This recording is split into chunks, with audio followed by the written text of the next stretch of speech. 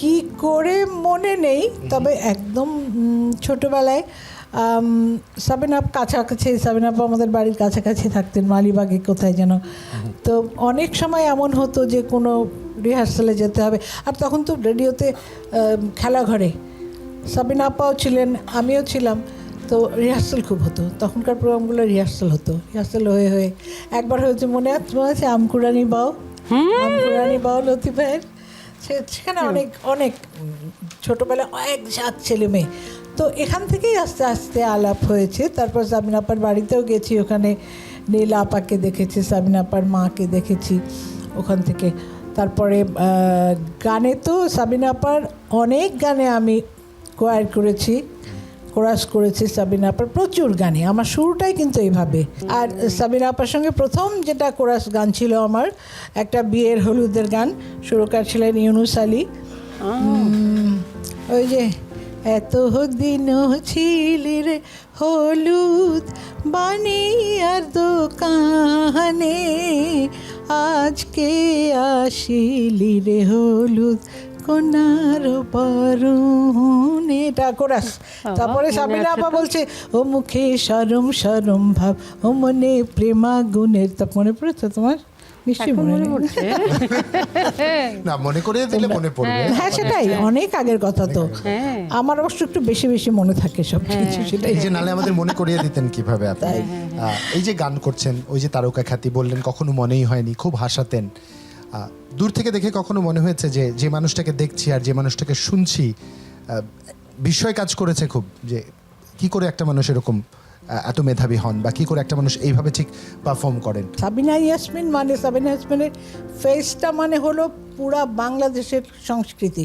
কারণ সাবিনা ইয়াসমিনের গলার মধ্যে যা আছে, বাংলাদেশের হাসি কান্না সুখ দুঃখ আনন্দ ঝড় ঝঞ্ঝা, বাংলা ব্যাপারটা কিন্তু পুরাপুরি সাবিনা আপার মধ্যে। বাংলা গান বলতে সাবিনা ইয়াসমিন ছাড়া দ্বিতীয় কেউ নাই একদম।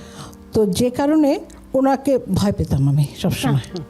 সাবিনা আপার সঙ্গে গান থাকলে তো সকাল থেকে আমার খাওয়া দাওয়া বন্ধ হয়ে যেত। আর একটা কথা আমি আগেও বলেছি কয়েকবার, যে আমার যখন সোলো গান রেকর্ডিং পরে থাকতো, আমি সাবিনা আপার গান শুনতাম সকাল থেকে, ক্যাসেট বাজিয়ে ওনার গান শুনতাম। বাহ। আপার একটা গান আছে, বিমূর্ত এই রাত্রি, আমার আবিদ আপার, একটু শুনি আপনার কাছে কেমন লাগে এই গানটা, কেমন গানের একটা মূল্যায়ন শুনি আপনার কাছ থেকে। অসাধারণ। এটা মানে ব্যাখ্যা করে ওইভাবে বলতে আমি পারবো না, মানে অসম্ভব একটা ব্যাপার। মানে এটা আপনার ভালো লাগার তালিকায় আছে আমি জানি। অবশ্যই এটা প্রত্যেকে আছে। নিশ্চয়ই। একটি নাম এই মুহূর্তে না নিলেন, আপনারা দুজনেই পারফর্ম করেছেন তার সাথে। এবং আপনার কথা বলি, চলচ্চিত্রে সর্বোচ্চ গান যে পরিমাণে দ্বৈত কণ্ঠে যদি বলি, তার সাথে আপনার গান পারফর্ম করা হয়েছে। আমরা হারিয়েছি ওনাকে, আমাদের সবার শ্রদ্ধার ভালোবাসার শ্রদ্ধেয় এন্ড্রু কিশোর। এই যে আপা বলছিল, আপাও পারফর্ম করেছেন, আপাও গান গেয়েছেন একসাথে, শুনতে চাই আপনার কাছ থেকে। এন্ড্রু কিশোর মানে ক্ষণজন্মা একজন শিল্পী, আমি বলবো যে এরকম শিল্পী তো যুগে যুগে জন্মায় না, যুগে যুগে জন্মায় না। এটা অসাধারণ একটা গায়কী ছিল।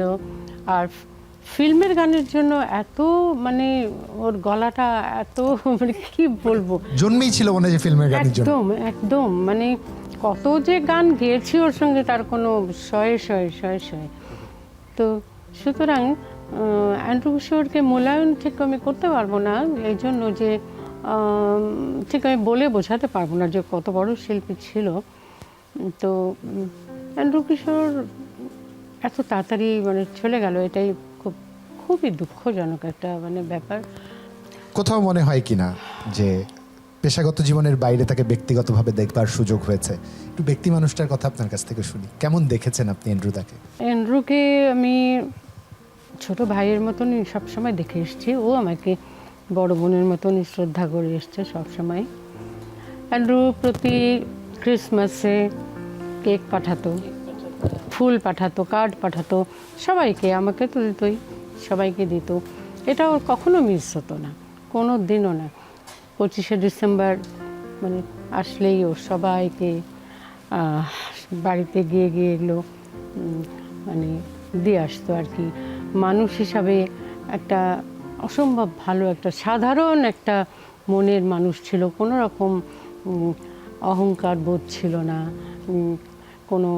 কোনো কিছু মানে যে আমি এন্ড্র কিশোর বা আমি এই সে ধরনের কোনো কিছুই ছিল না। তো মানুষ গায়ক হিসাবে যেমন অসাধারণ ছিল, তেমন মানুষ হিসাবেও একেবারে অসাধারণ ছিল। ওনার শেষ দ্বৈত গানটিও আপনার সাথে, হ্যাঁ, এটা শেষ গান বিগ মেমোরি টু আর্কাইভ। মন খারাপ করতে চাই না, উৎসব উদযাপনের মধ্যে আছি, আপনাদেরকে স্মৃতিকাতর করতে চাই না। এমন যদি কিছু থাকে যেটা আপনাকে বলতে চান, বলার কখনো সুযোগ পাননি, কিংবা মনে হয় আপনার ওই গানটা আপনি আমাকে দিয়ে দেন, এই গানটা আমার হয়ে যাক, এমন যদি কিছু থাকে, হ্যাঁ, ঈদের এরকম সময় গান কিন্তু তো- আবদার করার মতো। এরকম তাহলে গান তো কিন্তু আমিও অনেক- বলবো যে বিমূর্ত এই রাত্রি আমারটা আমাকে না, দিয়ে দাও। শোনো, আমি তো এই তাহলে কথাই আমার শুনতে লিস্ট যাচ্ছিলাম। কিন্তু বড় হতে থাকবে। আমার লিস্ট একটাই খালি বলি, সেটা হলো শত জনমের স্বপ্ন। ওহ, এই গানটা আমার জান, এটা শুধু আমি না জানো, আমার ছেলে যখন শুনে গানটা শুনে ওর চোখটা ছলছল করে। আমার ছেলে এরকম অসাধারণ একটা গান, না? অসাধারণ একটা গান। আমরা স্বর্ণের কাছ থেকে এই গানটা শুনবো আজকে, হ্যাঁ নিশ্চিতভাবে। স্মরণ গাইবে আজকে, হ্যাঁ, না? আমরা নিশ্চিতভাবে আমরা শুনবো স্বর্ণের এই কাছ থেকে গানটা। শুনবো। আর কি বলছিলে? আপাতত চাইলো বিমূর্ত এই রাত্রি আমার দিয়ে দিতে হবে। এখন কি করবেন আপনি ঈদের দিয়ে সময়, দিলাম। আপনি চিন্তা করেন। যাক, ও যে দিয়ে দিয়েছে বলেছে, কিন্তু হ্যাঁ। এক্সক্লুসিভলি অন যমুনা টেলিভিশন এই মুহূর্তে দিয়ে দিয়েছে কিন্তু আবিদ সুলতানা, পরে কিন্তু আর চাইতে পারবে না, চাইতে পারবে না, না, না, না। কি ভালো লাগে আপার কিছু যদি বলার থাকে। না, আপার কাছে তো ভালো লাগে বলেই তো শিখছি অনবরত, কিভাবে উনি কথা বলছেন, কিভাবে ব্যবহার করছেন, কিভাবে গান, তো অবশ্যই। আপা, ইফ দেয়ার ইজ এনিথিং আপনি যেটা বলতে চান আবিদ সুলতানাকে, যেটা আপনার বলবার মতো মনে হয় যে না এটা তাকে কোনো উপদেশ? কোনো না, উপদেশ উপদেশটা কিচ্ছু না, উপদেশ তো ভালোবাসার এখন- কোনো বার্তা যদি দেন। না, ভালোবাসি তো আমি ওকে অনেক বেশি ভালোবাসি। সেদিনও শিল্পকলা একাডেমিতে আমার যে একক একটা শো হলো, অনেকগুলো গান গাইলাম, শত জন্মের স্বপ্ন গাইলাম। ও এসে আমাকে জড়িয়ে ধরে চললো, আমরা দুজনে কাঁদলাম, দুজনেই কান্নাকাটি। এই গান মানে সত্যি গানের অসাধারণ গানগুলো সুর, এরকম না, আর আলাউদ্দিন আলী ভাইয়ের সুর। সাবিনা আপা যে এত সুন্দর আমি গাইলেন যদি ভুল না করি আপা, stage-এ। আলাউদ্দিন আলীর শ্রদ্ধা আলাউদ্দিন আলীর সুর করা সবচেয়ে বেশি সংখ্যক গানে আপনি কণ্ঠ দিয়েছেন।